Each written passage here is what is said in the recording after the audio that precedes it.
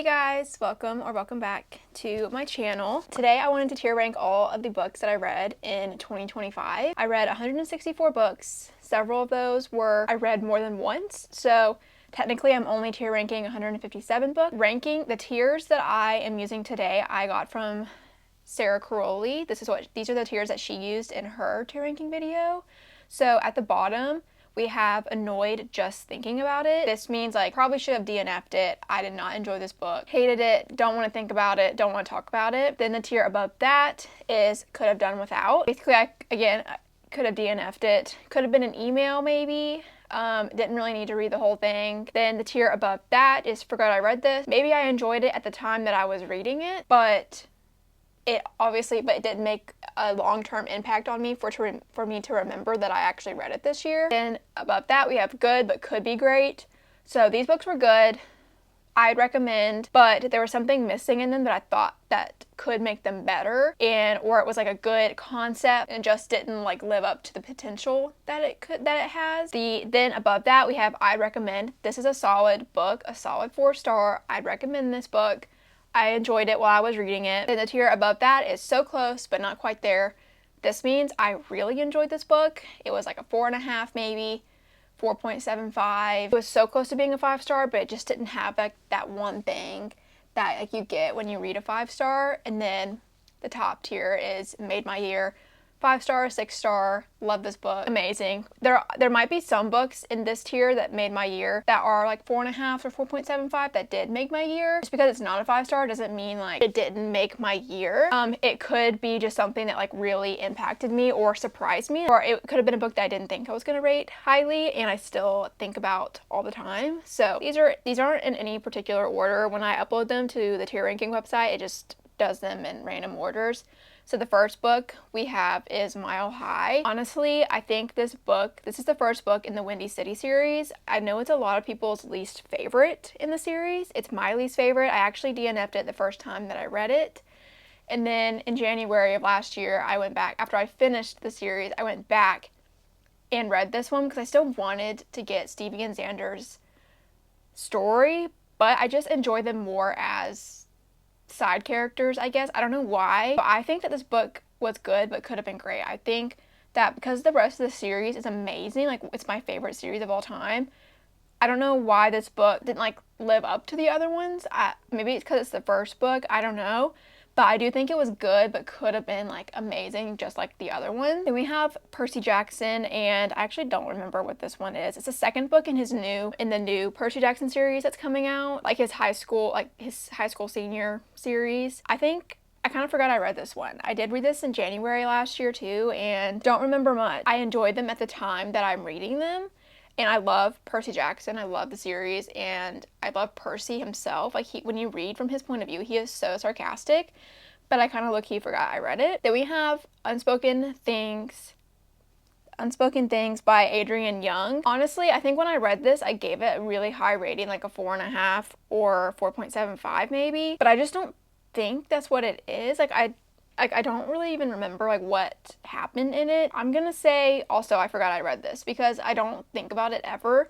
And if it truly was like a 4.5 to a 4.75, I would have remembered every detail about it, you know? So it was good at the time that I was reading it. I was in a slump, I think, when I read it. So I think it did get me like through my slump a little bit, but I honestly don't remember much about it. Like Borrow a Steal, amazing. I love this book. I say it's so close, not quite there. This was like a 4.5, 4.75. I think this is my favorite book in the Rum Kentucky series by Sarah Adams.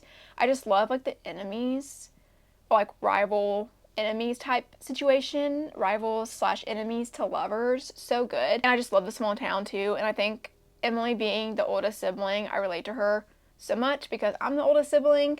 I don't have as many siblings as her, but I relate to Emily the most out of all the sisters in this series. And we have Matthew Perry's memoir. I don't remember what it's called. I would recommend this. If you are a fan of Friends or Matthew Perry, I would highly recommend reading this. I actually recommend listening to the audiobook more. It's how I read it, because he narrates it, and there's just something about listening to people narrate their own life story, like their memoirs. Like, it's just so entertaining, and I loved it. And it's it's sad.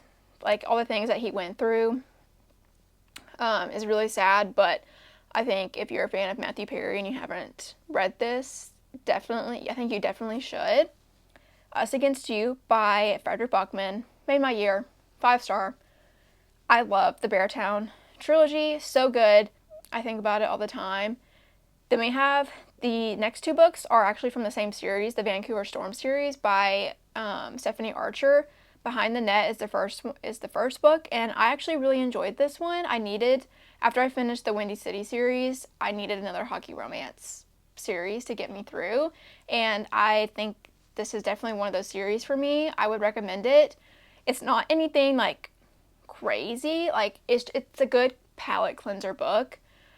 Same with the Fake Out. I think the Fake Out was really good. I liked it more than Behind the Net, but I think these still are just like average, like 4-star books, pretty solid. But I would recommend them if you're looking for some like interconnected hockey romance books. We have Onyx Storm. I gave this a 5-star. I feel like a lot of people are like hit or miss with the Fourth Wing series. I'm gonna put it made my year. I enjoy this series. Then we have The Winners by Frederick Buckman. This is the 3rd book in the Beartown trilogy. Obviously, it made my year. Best series ever. So good. Then we have The Wingman, also by Stephanie Archer. This is the 3rd book in the Vancouver Storm series. This wasn't my favorite in the series, so I'm gonna say this one's like a friends to lovers situation, but I think it's still like as a series like that, it's a pretty solid series, so I would recommend it, like put it with the other books. From Lukov with Love by Mariana Zapata. This is my first book by Mariana Zapata. I think it was okay. I was really into like figure skating at the time that I read this, so I think it like scratched that itch for me, so I would say that it was good.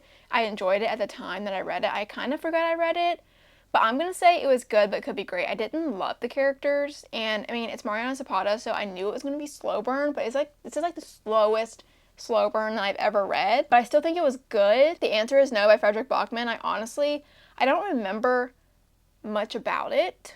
It's a short story, just like a little novella. His writing is just amazing no matter what. I don't really remember what it's about. I do remember that I read it. So I'm gonna say it was good, but could be great. I mean, it's a novella, like, what do you expect? But it was also Frederick Buckman. Out of the Woods by Hannah Bonham Young. I think I would recommend this one. I didn't enjoy this one as much as Out on a Limb, but I still think it was a solid romance. I like Hannah Bonham Young's writing, and I liked the concept of this one, where the 2 main characters have been married for a long time, like they're high school sweethearts, and they've kind of hit a point in their marriage where the female main character feels like she has nothing to call hers or like her own accomplishments. She feels like everything is tied to her husband, and they just have to like figure themselves out again. So I did enjoy that part of it. Then we have First Time Caller by B.K. Borison. I enjoyed this one. I would recommend it, especially around February, Valentine's time. Because it takes place around that. I mean, and look at the cover, it's so good. I think the concept of this one was really cool, like the plot with the radio show. I think it was a solid little romance. This is Pillow Thoughts, I think. This is like a little poetry book. I forgot I read this, don't know what it was about, remember any of the poems in it. I think I read it to like fit a TBR prompt, but yeah, not memorable. Winter Garden, I would recommend. This had me sobbing. I mean, it was Kristen Hanna, but this one follows 2 daughters and their mother. The daughters are adults, and their mother has always been kind of cold and distant with them, and they don't know why. And the mother tells them like fairy tales and stories of World War II Leningrad, like when Stalin was in control over there, and just the story's really sad. The ending, I was sobbing, but I would recommend it. I recommend any Kristen Hanna book, really. Then we have Spark of the Everflame by Penn Cole. This is the first book in the Kindred's Curse saga. This is a great fantasy series. I think if you haven't read many fantasy series or you're trying to get into fantasy, I think this is a great series to start with. It's not too complicated, so I would recommend this one. Then we have The Mistake by Elle Kennedy. They're just hockey romances. I binged this series because I wanted to read it, and also because the show was announced and like they're making the show. It's a series. I would just say that they're good, but could be great. Like, I've read better hockey romances, so I'm gonna put all of the series in this. but I would still recommend them. Like, they're still, like, if you haven't read them, I think they're kind of like a necessity. Like, you kind of need to read them, especially if you like hockey romance. Then we have Deep End by Ali Hazelwood. I enjoyed this one. I know it's not everyone's favorite Ali Hazelwood book. It's not my favorite, but I still enjoyed it. This one's the one that she was saying that was like kind of, there's like a certain kink in this one. And honestly, I thought it was going to be like more spicy than it was. I was expecting a lot more. I feel like the hype around the kink in this and the spiciness, that I thought it was going to be more. So when I read it, I was like, oh, this is nothing. Like, I feel like I've read worse in terms of spiciness. So I still enjoyed it. I really like Scarlett and Lucas. I would recommend it. If you like Ali Hazelwood and you don't mind the spice element, I would recommend it. You Between the Lines, I actually don't know how I feel about this. I feel like it could be up there, like close but not quite, or I'd recommend because I really enjoyed it, but sometimes the female main character just drove me insane. She was kind of annoying, but I like those type of stories where the characters aren't perfect, but sometimes there's a character that I just can't get past, like a certain thing. So I'm just gonna say I would recommend this one. If you like the Tortured Poets Department, like in particular the song, The Tortured Poets Department, you should read this book. It's like literally that entire song. Seriously, it really is. Then we have The Conditions of Will. I would say, I think I gave this a 5-star when I read it. I would say it made my year. I really was not expecting much out of this one because I didn't even know it was coming out. I didn't know Jessa Hastings was coming out with another book until I saw it at the bookstore. So it kind of surprised me and I enjoyed it. I feel like leading up to this book, I was kind of like starting to like look away from Jessa Hastings. Like, I wasn't like really interested in reading anything else that she came out with, but I ended up reading this and really enjoying it. Okay, Fearless by Lauren Roberts. I feel like a lot of people were disappointed in this book. It's the last book in the Powerless trilogy. I think when I read it, I gave it a 5-star, and sometimes I like go back and forth debating like, was it actually a 5-star? And like, I don't think I could give it anything less. I mean, you get a good ending for your two main characters, but you're sacrificing like other things in terms of like plot and characters. I'm still gonna say it made my year. I still enjoyed it. I had a great time. I'm not gonna let other people's opinions sway me from that one. The Cheat Sheet, I would recommend, by Sarah Adams. This one's like a football romance, best friends to lovers. I enjoyed it. If you like Sarah Adams, definitely read it. I feel like this is one that like everyone's read and I finally got to it. Then we have the second book in the Kindred's Curse saga. I would recommend this one. Again, I would recommend this series if you are trying to get into fantasy. I think it's like a really easy series to get into first. Then we have Swept Away by Beth O'Leary. I haven't heard anyone talk about this book, but I enjoyed this. I would say it's close but not quite there. Literally, I've seen no one talk about this, but basically these two main characters have a one-night stand on a houseboat, and then they wake up the next day and they're like stranded in the middle of the sea. And like, that's like my worst nightmare. So they're spending however long, I can't remember how long they were lost at sea, but like they're like trapped together, so forced proximity too. And I just really enjoyed it. Then we have The Love Haters by Catherine Center. I've also haven't heard anyone talk about this one. Catherine Center has always been hit or miss for me. Well, actually more like miss than anything. I read The Bodyguard and Hello Stranger, and I did not like those books at all. Then I read The Rom-Commers, and I gave that a 5-star. So I did go into this one kind of expecting more. I think it's a good kind of silly romance. Catherine Center's books are always like a little bit quirky. I did enjoy this one more than The Bodyguard and Hello Stranger, just not as much as The Rom-Commers, so I would recommend it. I think it's like a good like summary read and not too serious. I wish we got more. I wish there were more serious elements of like the romance between the two main characters. I really enjoyed the male main character and his job. He's like I forgot what it's called, but he like rescues people in the ocean, the Coast Guard. That's what he does. Like jumps out of helicopters and saves people in the ocean. So I was like really intrigued by his job. We got a lot of that, which I was enjoying, but I wish there was more in terms of the romance, but I still enjoyed it and I would recommend it. Ready or Not by Cara Bastone. I think I really did enjoy this book when I was reading it. I didn't like the female main character. I think that Shep, the male main character, like deserves more, but I also just like, I want him to be happy, and I know like the female main character makes him happy and doing what he's doing for her. But Shep was like literally like the saving grace for this book. I was in it for Shep and Shep alone. I would say it was good, but could be great. Blue Woods, Blue Sky. I literally could have done without this. I thought this was going to be a fun read, but it certainly was not. It was just, it focused so much on the Alaskan wilderness rather than like the plot. So like this woman and her daughter, I think, go to live in like the Alaskan wilderness with this like really reclusive man that people are like, I might stay away from him. And they're like, no. She's like, no, he's not dangerous. And they kind of have like a little romance, but there's things about him that are like super weird that she's not questioning. And I just feel like instead of focusing on that, we were just, you know, every time she went outside, all she was doing was describing like the way the leaves sound when she steps on them, or like when they're rustling in the wind, and what this looks like and what this looks like. And I'm like, I don't care. What's up with the man? So I could have done with that one. Funny story. This was a reread for me this year. I mean, obviously 5 stars, 6 stars, my favorite Emily Henry book. Then we have Accidentally Amy by Lynn Painter. I feel like I could have done without this one too. This is like one of my least favorite Lynn Painter books. I don't really like her adult romances either, which I know is like an unpopular opinion. I feel like everyone likes her adult romances more than her young adult.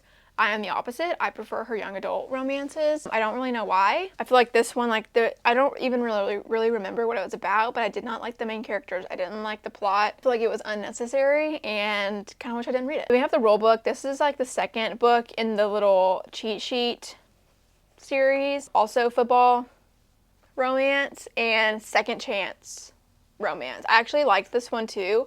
I don't know if I prefer one over the other. I like both the tropes in the 2 books. And I think there's like a fake marriage in this, or like a drunken marriage. I can't remember, but it was really entertaining. Then we have Great Big Beautiful Life. I would say this is close, but not quite there. This one was kind of a disappointment for me, and I know like a lot of people, I think, were disappointed in it, or it's like very hit or miss with some people. I read it twice. I feel like the first time I read it, I was like, I did not enjoy it. I was like, this is 3 stars. My least favorite Emily Henry book, and it still is. It's my least favorite Emily Henry book. But then I reread it after like seeing other people's thoughts, and I wanted to go into it with a different mindset. And the second time I read it, I actually enjoyed it more. So I gave it like a 4, 4.25, 4.5. I still don't know. Like sometimes when I think about it, like I go back and forth, but I think it was close, but not quite there. I think it was still a good book, just doesn't live up to the other Emily Henry books that I love. Viral by Ball Cabra. I really like this one. This is another hockey romance series. Surprise, surprise. I enjoyed it. It's about a ballerina and a hockey player. I mean, what's not to like? Before I Let Go by Kennedy Ryan. I actually really enjoyed this one too. This one's about a couple that have kids. They've been together for a while. They have a business. They run together and they get a divorce. And they're years into the divorce when you start, and you're like kind of like getting like the lead up to their divorce and reasons why they got divorced like throughout the book, and them navigating running this business together and how they could have communicated differently in the past. And I really enjoyed it, and I do want to continue the series. There's 2 other books in the series about that are in this friend group with the female main character, so I do want to continue that series. I think it was really good. Stealing for Keeps. This is a young adult soccer romance, I think, and I think I could have done without this. It wasn't anything special. I didn't enjoy it at all. I have nothing else to say about it. I don't even own it anymore. I immediately unhauled that thing after I read it. Problematic Summer Romance by Allie Hazelwood. This was close, but not quite there. I gave this like a 4.5, 4.75. I really enjoyed this book. It's an age gap romance, which I know is like not everyone's favorite. I don't mind it if it's done well, if the age gap isn't like too crazy. I think their age gap in this is 15 years. That's not crazy to me, especially when they're of age. So I kind of enjoyed this. They're at a destination wedding in Italy, and it was just fun. Great summer read. And I love the 2 characters. Then we have You with the View. Also, think I could have done without. It's my fault for reading it. Like, it's in the summary that she goes viral on TikTok and like tries to spend the rest of the book going viral on TikTok again. And I just don't like reading books about social media or like it being like the main plot. Like, I read books to escape my life and everyday things. I don't want to read about it, you know, like especially social media. I'm reading to get away from it. I think I could have done without that one. Then we have The Deal. This goes with the rest of, I actually like The Deal the most, I think, out of the entire Off-Campus series. So I'm gonna say I would recommend that one. I would still recommend the rest of the series, but I think The Deal was the best one. Then we have Yours for the Season by Emily Stone. This is a Christmas like holiday romance. I read this during the summer because I got the ARC for it. I enjoyed it. I think it was a good holiday read. I enjoy all of Emily Stone's holiday romances. This one is a second chance and fake dating romance, and I would recommend it. I recommend all of her books. Then we have Sounds Like Love by Ashley Poston. I was kind of disappointed in this one. I just didn't really get the connection between the two characters, and her books always have some like magical realism in it, and I always enjoy that, but the one in this one kind of just like didn't really like do it for me. And again, I just didn't like feel the connection between the two main characters. So I would say this is good, but could be great. Then we have The Sirens. Also, could have done without this one. I don't know. I thought I would really enjoy this one because kind of The Sirens is like mermaids, and I love mermaids. I grew up watching H2O and stuff, and it's like still one of my favorite shows. But I didn't like the way the story was told with like the 3 different timelines, and I didn't like the characters, and yeah, the writing style I just didn't connect with. The third, Gilmore Girl by Kelly Bishop. I don't really rate memoirs because it just feels weird to rate someone's life story, but if I did, this would be a 5-star. I'm gonna say made my year. This book, amazing. I listened to it on audio because she narrates it, and she is truly the most interesting woman ever. Like, I love her so much. If you didn't know, she plays the grandma, Emily Gilmore, in the show Gilmore Girls, and she has lived such a life. She's an icon. The things that she has done in her life, truly amazing. And also just listening to her narrate her life, I love her voice. And she's just really funny. I would recommend. Left of Forever by Tara Dewitt. This is my first Tara Dewitt book, and honestly, I ate this up. I wasn't expecting to love it. I really bought it because I think I saw like someone post some quotes from it, and I was like, ooh, that sounds good. And also I love the cover. This is a second chance romance, and I want to read more of her books. Power Play. This is the second book in the DC Stars. Yes, I started and read a lot of hockey romance series this year because it's my favorite. I think those are my favorite books to read, and I enjoyed this one. This one, I would say I would recommend for sure. Frederick Bachman, My Friends. I really like this one. I thought it was going to be a 5-star, but it just wasn't. I think if I reread it, it probably would be. I think at the time that I read it, it took me a long time to get into it, and that's not usually the case with Frederick Bachman. So I would say it was close, but not quite there. Then we have The Face Off. This is the first book in the DC Stars. I would recommend this one also. This one is really cool because it has the female main character is the first woman to play in the NHL, and you know, like they have the tropes where like she wears his jersey. But in this one, he wears her jersey. So, I thought that was really fun. Not Quite Dead Yet by Holly Jackson. This was really good. I don't normally give mysteries a high rating. Mysteries are more like my palate cleansers than anything else. Okay, I'm just like not having an easy time with this tier ranking video because I filmed it. I had to film it twice, first of all. And then the second time, I didn't even notice. I went to edit it. I got about like 20 minutes into the hour-long footage that I have, and my mic died. So there's like no sound. So what I'm gonna do is pick up where my mic died and just like, and then watch like my screen recording of me tier ranking and explaining the tiers that I chose. We're gonna jump back into the tier ranking. I'm kind of like over this already.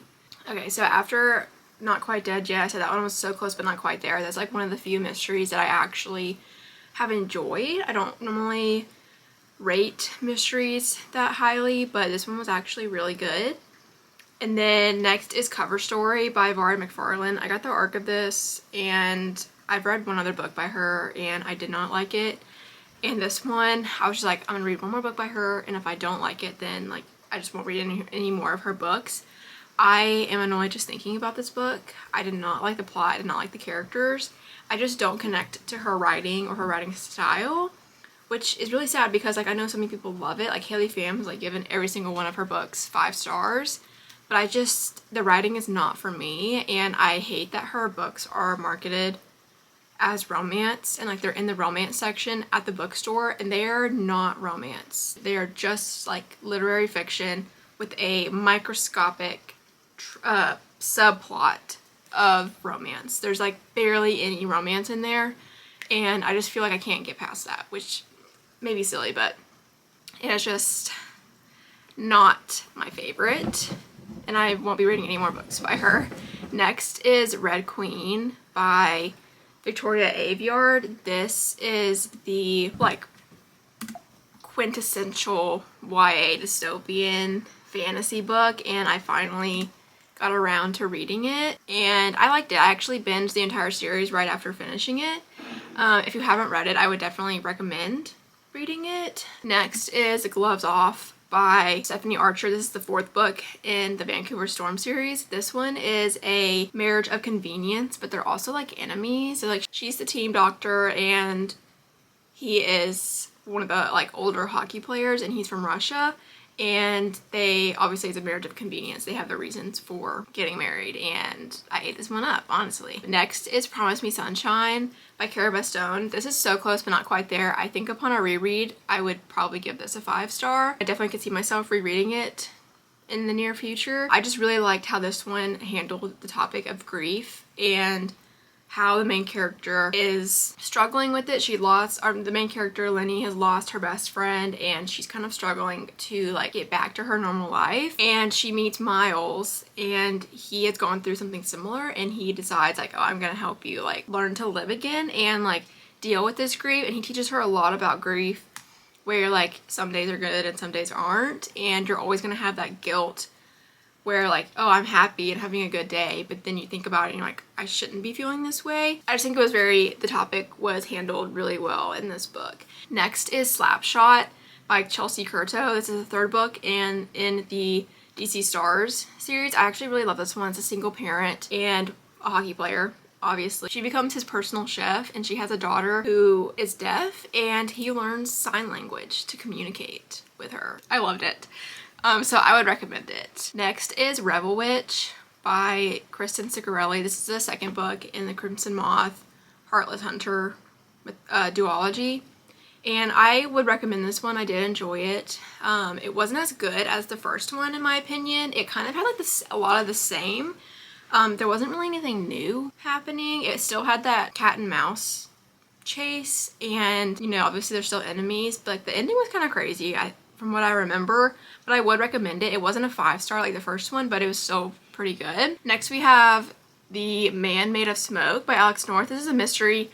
Again, I don't know, I feel like I'm just not reading, either I'm not reading the right mysteries because like Not Quite Dead Yet by Holly Jackson, I really enjoyed that. So I think I'm just not reading the right ones. Like I think I'm reading them just as like palate cleansers and then it wasn't even like that crazy or like that good to me. So I think I need to stop reading mysteries and only like actually pick up ones that I'm actually intrigued by. I can't really remember much about it, but I think I could have done without it. It wasn't, I wasn't blown away by it. Next we have Deep Cuts. This one had so much potential. I thought this was gonna be a 5-star. I'm gonna put it in good but could be great because I see the potential. It could have been so good, but it just wasn't. Like it's a fiction story with a little bit of romance. It's about 2 characters who meet in college. Sam and I think one of them's named Sam. I actually don't even remember the characters' names.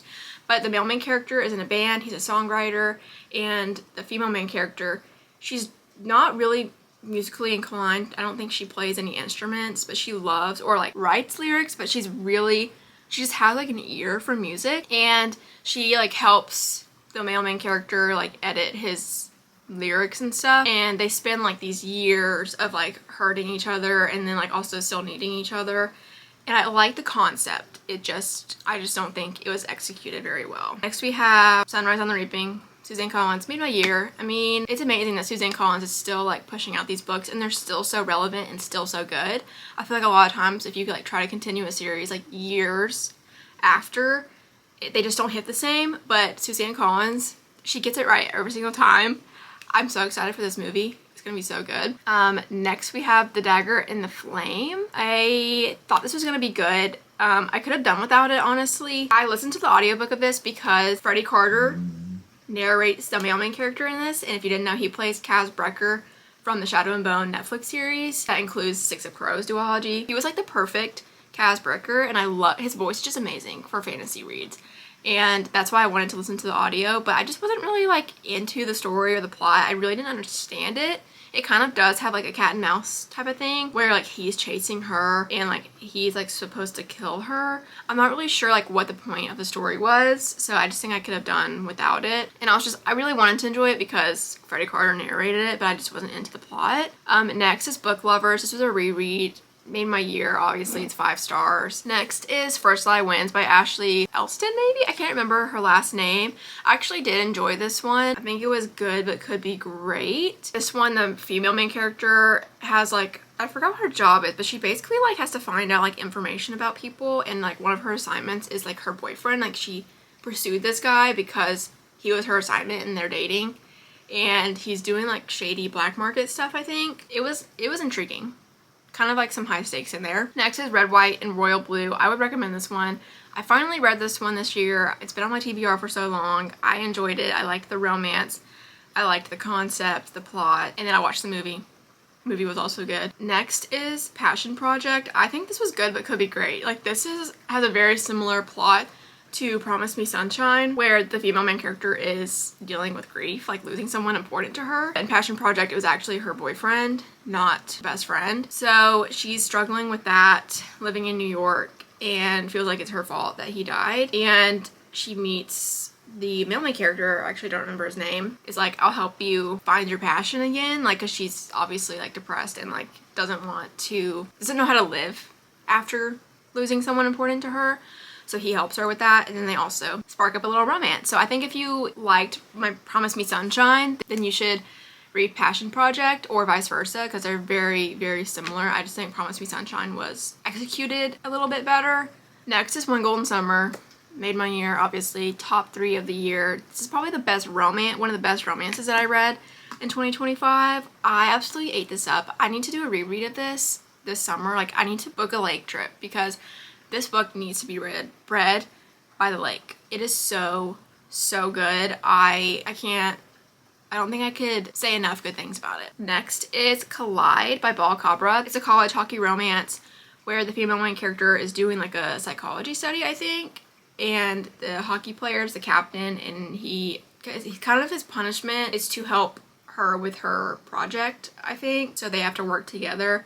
And then obviously there's a little romance that comes along. And I just enjoy hockey romances. Like, I'm not that picky about them. There are obviously ones that I like more. Like the Windy City series is my all-time favorite. I don't really have like many complaints about the hockey romances that I've read. Next, Consider Me is the next one, is also a hockey romance. I could have done without this one. This is one of the hockey romances that, now that I've said that, I read any hockey romance and usually enjoy them. This is actually the one that I haven't. It's probably the only one that I've read that I didn't really enjoy. Actually, I think there's one more, but I actually don't know if it was hockey romance or not. This one I just didn't like the male main character and the plot. Like, it was so long. I feel like it was like 500 pages, and for me to not enjoy the romance, it's just like not worth it. And I don't think I'll continue the series. Some of the other books, the plots and the tropes kind of intrigue me. Like, there's like a single parent one. I think there's like a surprise pregnancy, which I know is not everyone's favorite, but sometimes it's done well. At this hockey romance that I do love, rewind it back. Yeah.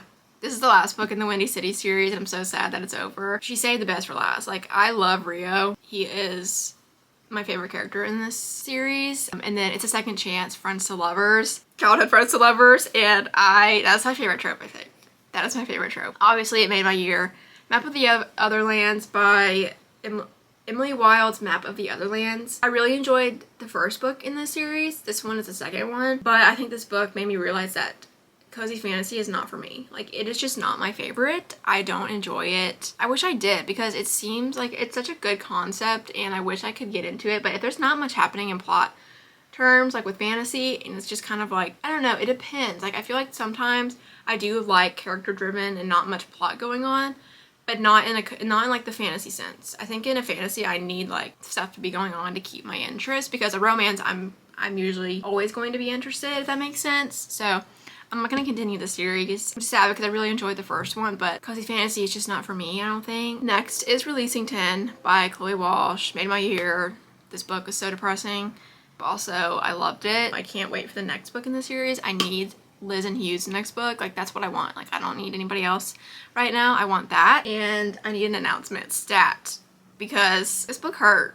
It hurt really, but it was so good. Next is It's a Love Story by Annabelle Monaghan. This isn't my favorite by her. I just didn't connect to the characters of the story. Now, honestly, like, when I went into it, I was very confused with who the love interest was. I obviously didn't read the back. I think I would have understood if I read the back, but I thought it was gonna be someone else at first. And it's basically about this girl who she basically tries to get like her scripts greenlit to become movies, and she's having a hard time getting them greenlit.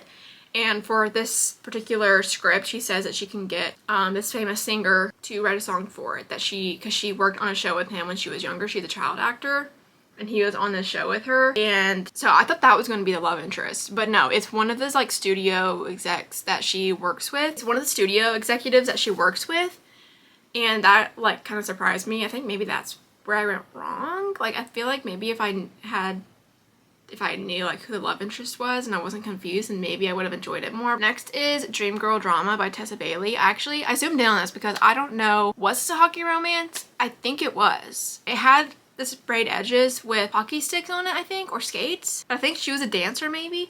I don't remember. This one, I don't even know. Maybe I forgot I read this because I don't really know the plot, but I know that they were almost step siblings, and I never read anything like that, so that was interesting, but I don't really have anything else to say about it. Next is These Summer Storms. I think this was good, but could be great. I thought it was going to give Inheritance Games vibes because these siblings, their dad died, and he was like the CEO or creator of this like huge tech company, and he dies, and their inheritance is like they have to do like these certain things. So I thought it was gonna be like riddles and stuff, but it's basically like he's giving them chores to do around the house. That is it. Things, and it's kind of like things like that like their personality, what they wouldn't normally do these things. So I guess he had a point in doing that. So I would say it was good, but could be great. Then I have my reread of Fourth Wing. I listened to the dramatized audio of this, and it's amazing. I started Iron Flame, but I didn't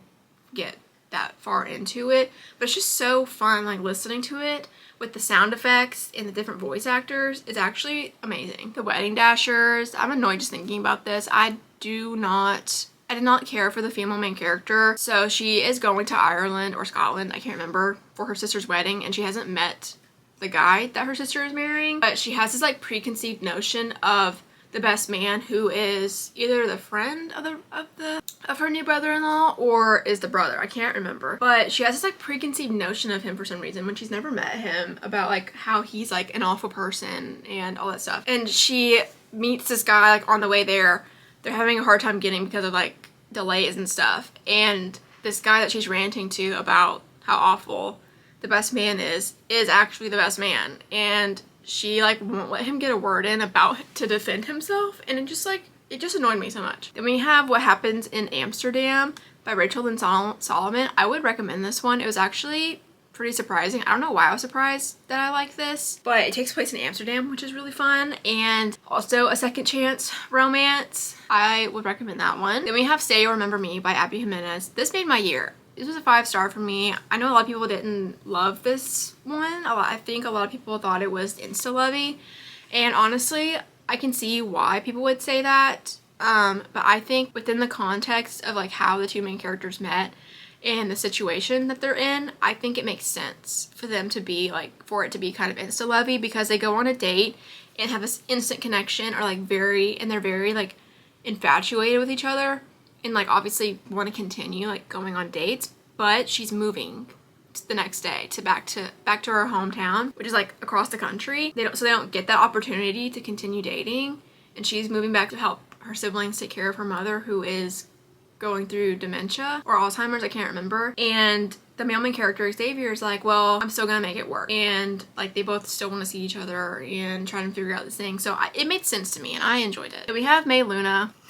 This I would recommend if you were a fangirl during, or just like a fangirl in general, but like specifically like One Direction era, and read fan fiction, because that's what this book gives. It's about a boy band, a British boy band, and their rise to fame, and the female main character is a journalist, and she becomes like personal like videographer and journalist for this band, and she has a thing with the lead singer. And yeah, I absolutely ate that up, but the ending was crazy.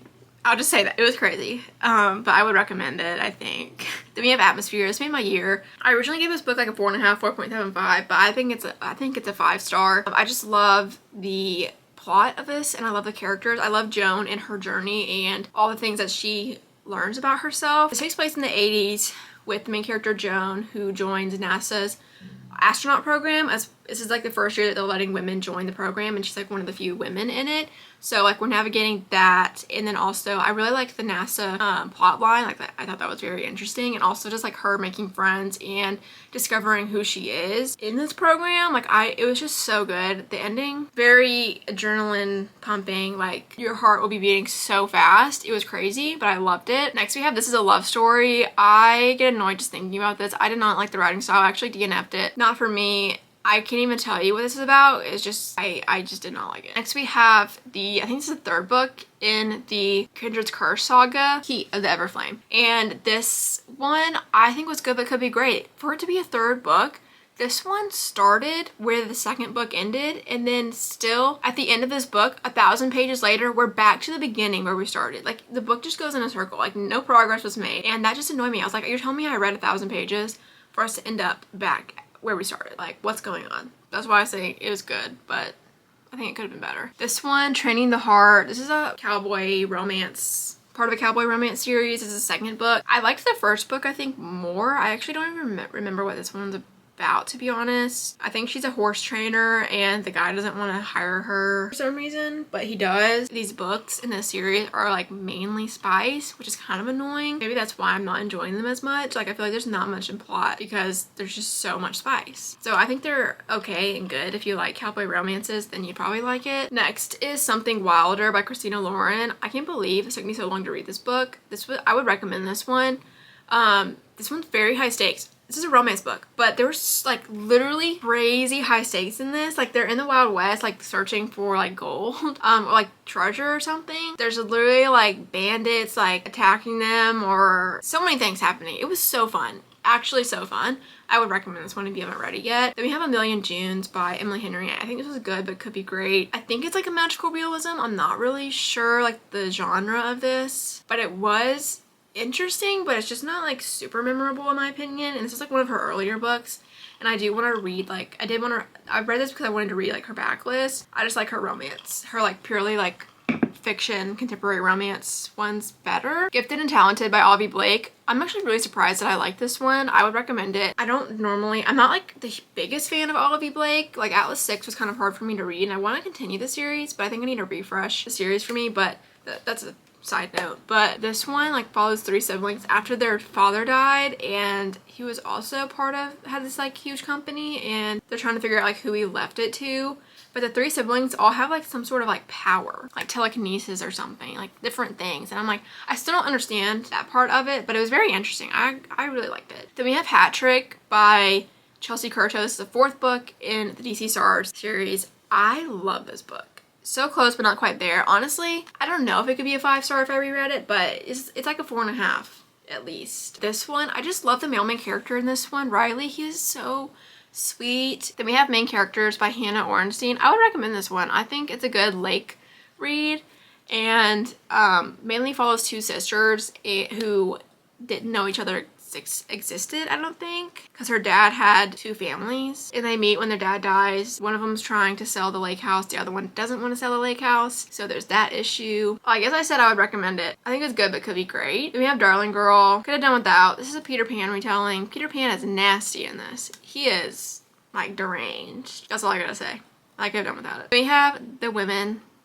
Made my year. One of my favorite Kristen Hanna books of all time. This one follows the female main character Frankie and her joining, I can't remember which branch of the military she eventually joins, to be a nurse in Vietnam. And it's about her experience over there and what she goes through and growing up, kind of, because she's like 20 I think when she goes over there, and then her coming home and dealing with the aftermath of that and like her PTSD, and it's just an amazing story. I loved it. We have The Chase by Elle Kennedy. This is the first book in the series that comes after the off-campus series, the Briar University one, or Briar U. And this one's about Dean De Laurentiis from off-campus, about his sister, Summer, and I can't remember who the hockey player is that she ends up with, but I think it was good but could be great. Like, they're just hockey romances. They're not really anything too crazy about them. They're not my favorite hockey romances, but I think they're good. Then we have Time of Your Life by Jessa Hastings. This book, I hated it. I'm not reading anything else by Jessa Hastings after this. I was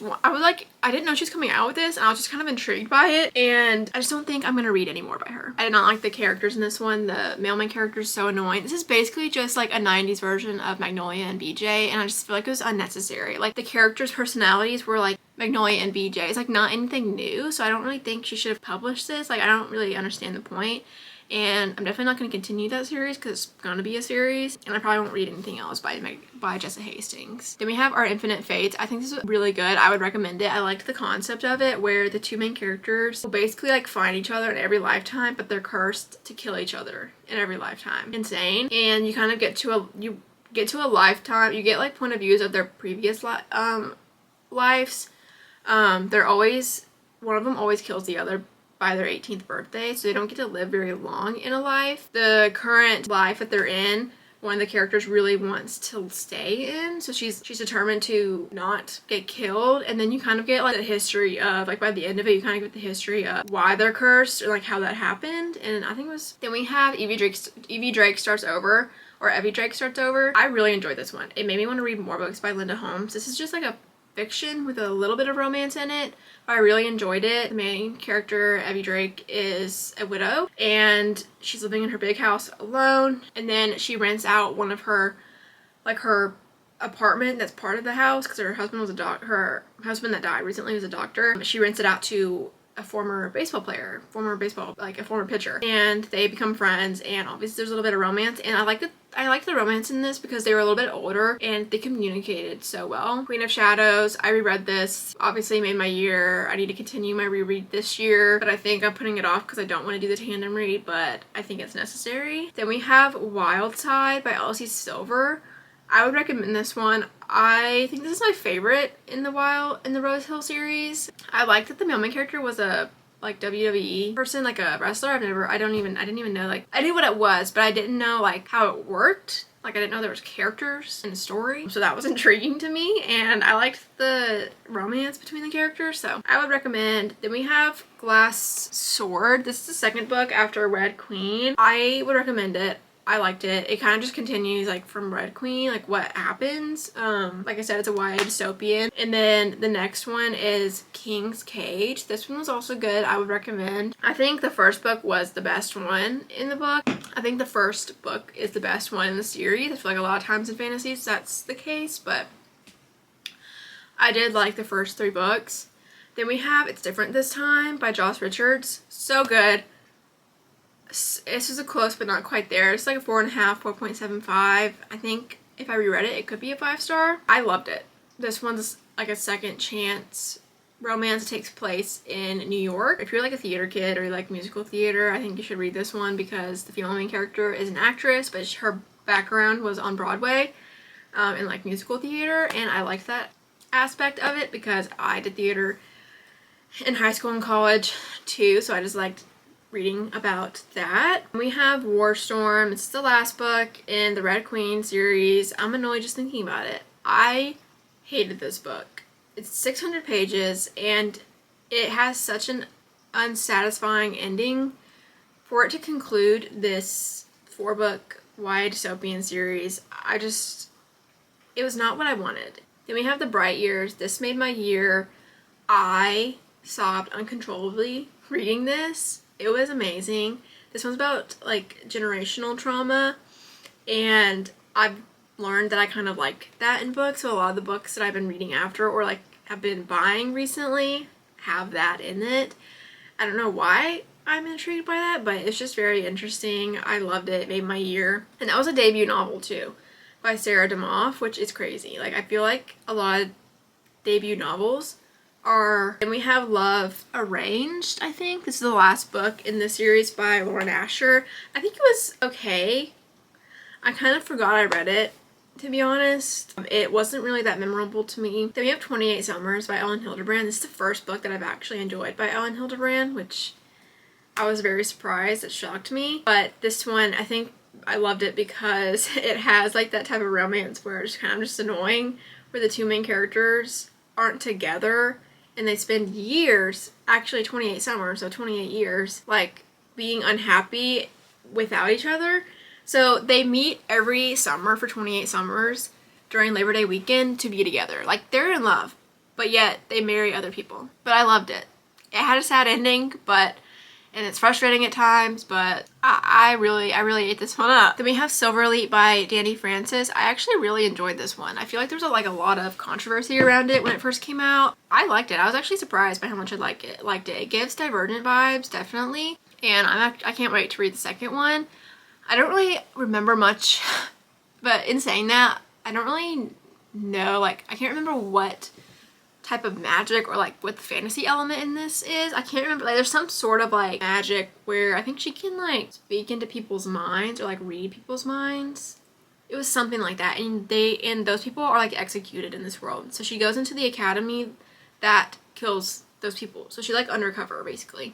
But the ending was crazy. A first time for everything. This is good but could be great. Yeah, it's just a YA romance. The only YA romances that I really enjoy are Lynn Painter's. I feel like they're not too YA, but this one I really felt it, and I really felt the YA in this one. So I think it was okay. Never Over by Clara Gilmore. I think if I reread this would be a 5-star. So that's why I'm putting it in close but not quite there, because I originally gave it a 4.5. But oh my god, this one's a second chance romance. Surprise. And she is a songwriter, and he is her muse. That's all I'm gonna say. It was so good. Then we have A Witch's Guide to Magical Innkeeping. I would recommend, especially if you've read The Very Secret Society of Irregular Witches. I think that's the title. I always forget. This is a cozy fantasy, but I like the cozy witchy fantasies. Pretty much the only thing that I'll read. I have Wild Card by Elsie Silver. This one I would say was good but could be great. It wasn't my favorite. For it to be the last book in this series, it was kind of underwhelming. Yeah, it's an age gap, but really what saved this book for me was Clyde, Crazy Clyde. I love him so much. He was a very prominent character in this one. In the other books, he's kind of just more a side character, but in this one, he's very prominent, and I loved that about it. Then we have Survive the Night by Riley Sager, a mystery. Takes place all in one night. This girl does what is it called? She put on a board at her college. She was looking for a ride to her hometown. A ride share, but old school. Anyway, so she gets a ride with this random stranger, which, why? I mean, we do that with Ubers and stuff. I don't know. The Night and the Moth. This one, I was so close but not quite there. I was really surprised by this one because I didn't enjoy One Dark Window when I read it the first time, and I think I just wasn't in the right headspace to read it, so I want to reread it because I do think I would enjoy it. And I loved The Night and the Moth. I love the concept. I love the gargoyle. He was so funny. Literally had me laughing out loud, and I can't wait for the second book. Then we have Remarkably Bright Creatures. I would recommend. I really enjoyed this one. I can't wait. I'm pretty sure it's being turned into a movie, so I can't wait for that. But yeah, I really liked the story of this one, the writing. It kind of reminds me of Frederick Bachman, his writing a little bit, how he gives you a little bit of information in one chapter, and by the end of it, it kind of comes, you're getting information and you're what am I supposed to do with this? And then you get it later on. You're oh, that's why you told me this. I don't know if that makes sense, but that's kind of how Frederick Bachman writes, and this one was kind of similar, and I really enjoyed that. And you get the point of view of an octopus. Between Friends and Lovers, I think this was good but could be great. I really don't have much to say about it. I think it was just an okay romance.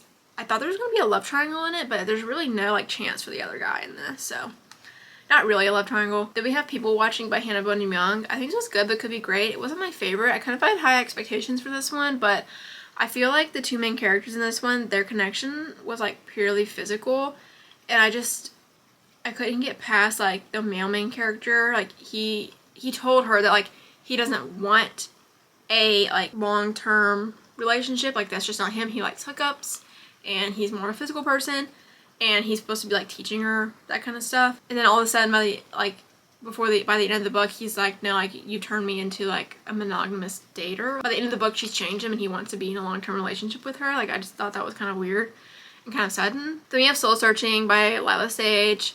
I enjoyed this one. It wasn't crazy.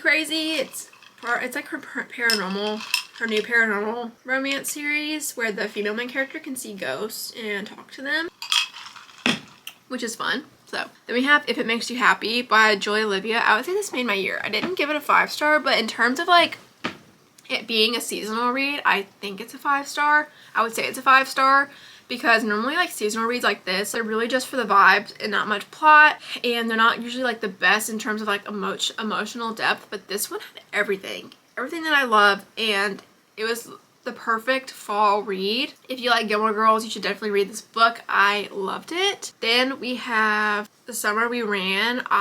This was good but could be great. It's supposed to be a second chance romance, or I thought it was. I don't know why I thought, because it's actually not really. Like, when you get to the end, there's really no second chance anywhere in sight. But it's about these two characters. The female and male main character are running in opposite political parties against each other for the governor of Virginia.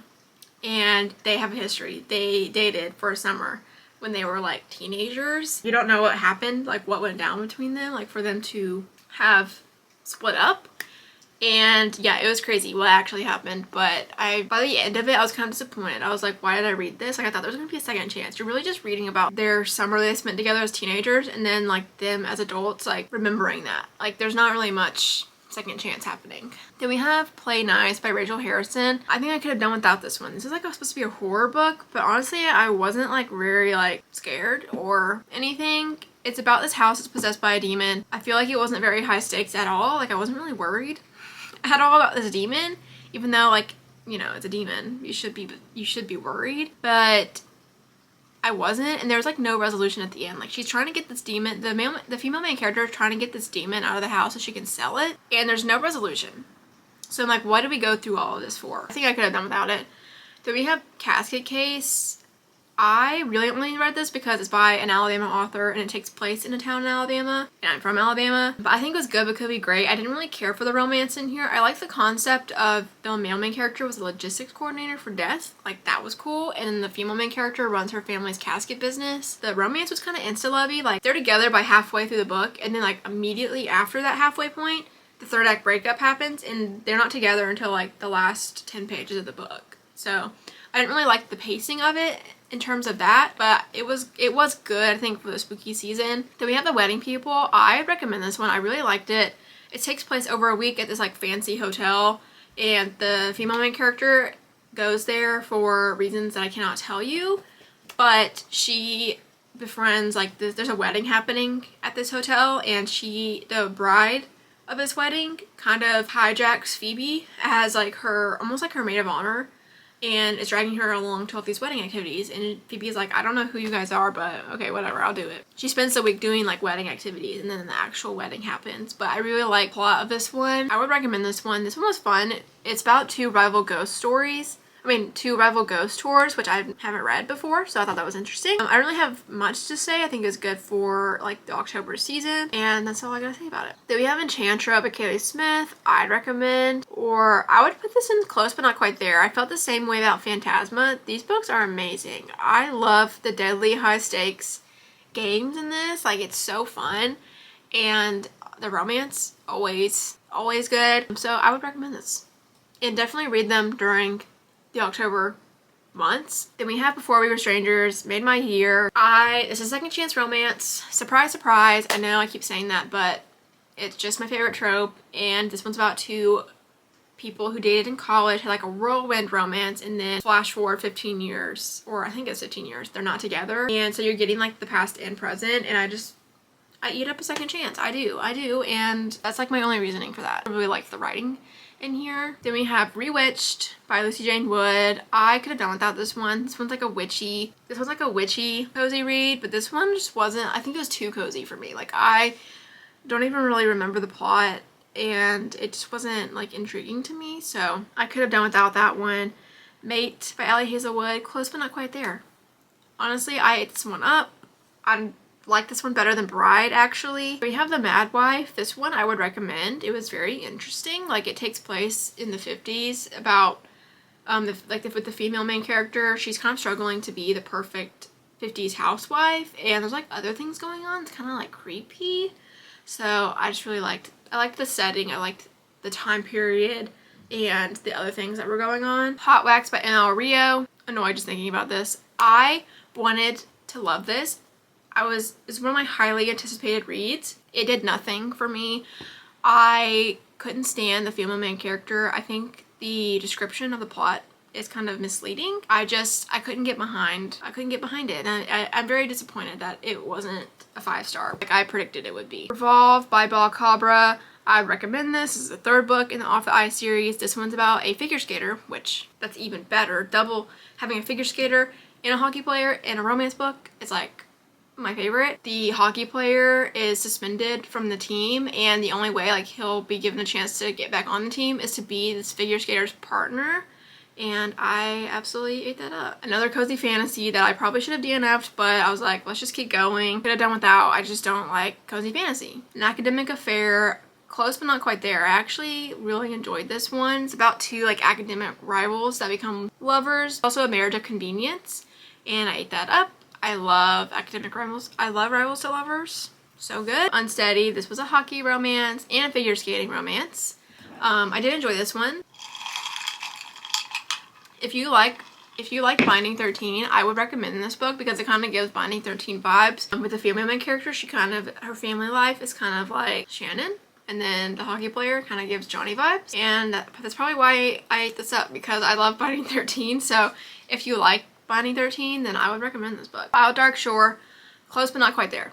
This is a mystery / fiction book. It's a fiction book, I think, but it has a little bit of mystery in it. And it's kind of like eerie, spooky, because it takes place on a secluded island near Antarctica. But I really love this. Like, it's one of the few books like in this genre that I was surprised that I enjoyed it, but I liked the setting. I loved, like, it was like so eerie. Then we have Beartown. This was another reread. Obviously, it made my year. I love Beartown. I love the trilogy. I want to reread the trilogy since I reread the first book. And even though this book is depressing, the series is depressing, it's still so good. Then I read Unloved, which is the second book after Unsteady. This one is like a tutor and a hockey player. Another hockey romance. I enjoyed it. I would recommend. Holiday Romance. I would say this was also made my year in terms of, it's not an actual 5-star, but in terms of, like I said, with If It Makes You Happy, in terms of it being a seasonal read, it is a 5-star. It's one of the best seasonal, like, Christmassy holiday books that I've read. It's by Catherine Walsh. I absolutely ate this up. Her writing is so witty, and the banter between the characters is amazing. I loved it. I want to read her other books. She writes other books that aren't holiday themed, so I can't wait to read her other books. And then after that, I read Holiday Ever After. I would recommend this one. It's by Hannah Grace. This one gives winter Gilmore Girl vibes. It's a very small town, and they're all in each other's business and things are happening in it, but it takes place in winter, and they have like a winter market, like Christmassy market, and I loved that about it. It was just like such a cozy read. Then I read Snowed In, which is the second book after Holiday Inn, and I would recommend this one also. It wasn't as good as Holiday Romance, but it's still really good. The writing is still good. And this one, the characters get snowed in a cabin. So I would say this is close, but not quite there. Then we have The Favorites. This is a reread. Obviously, it made my year. Never get over this book. I read it 3 times last year. So that should tell you something. Where Happiness Begins. Oh wait, no. Where Time Stands Still by Ennis Perkins. I read this one because it takes place on a Christmas tree farm, which, great holiday read. Romance was okay. I really just read it because it took place on a Christmas tree farm. So if you want the, like, I think it's a good seasonal read. I have Good Spirits by B.K. Borson. This honestly made my year. This is a holiday romance. This is a holiday read, like holiday romance. The romance in it, so good. In terms of holiday reads, I would give it a 5-star. I think I actually gave it a 4.5, but it's so, and like the spin on A Christmas Carol with like the Ghost of Christmas Past type vibes, I ate that up. Then we have Christmas Tree Farm by Lori Gilmore. These are the type of books that are just like, they're good seasonal reads. There's not much meat to them. Like, they're not very emotional. Like, the romance is kind of just like surface level, but they're good reads for like seasonal vibes only. So that's why I put it was good, but could be great. I think this is probably my favorite book in the Dream Harbor series. But it was good. Then we have Sin Bin by Chelsea Curto. I love this one. This one's age gap. She's a figure skater. He's her brother's hockey coach. He's a single dad. Everything I love. Then we have Heated Rivalry. Close but not quite there. It wasn't a 5-star, but it was close. I love Shane and Ilya so much. I love them. I'm actually reading The Long Game right now, and I'm absolutely loving it. I love the show. Then we have Love, Holly. This is a holiday romance by Emily Stone. I think it was good. It wasn't my favorite by Emily Stone. She writes a lot of holiday romances, but this one just wasn't my favorite. And then A Heart for Christmas. This was the Christmas advent calendar from Barnes & Noble. I I think the story was just kind of annoying. Like, it's a YA, but I think the concept was really cool and it was really fun, but I don't really think it was worth it buying it. Like, the story just wasn't intriguing. It's kind of, the writing really wasn't that good. Probably could have done without it. Okay, and then this is where I come back with, after my camera died and my mic died, for the last 4 books. We'll go back to past me. Okay, my camera died, so if the angle's a little different, that's why.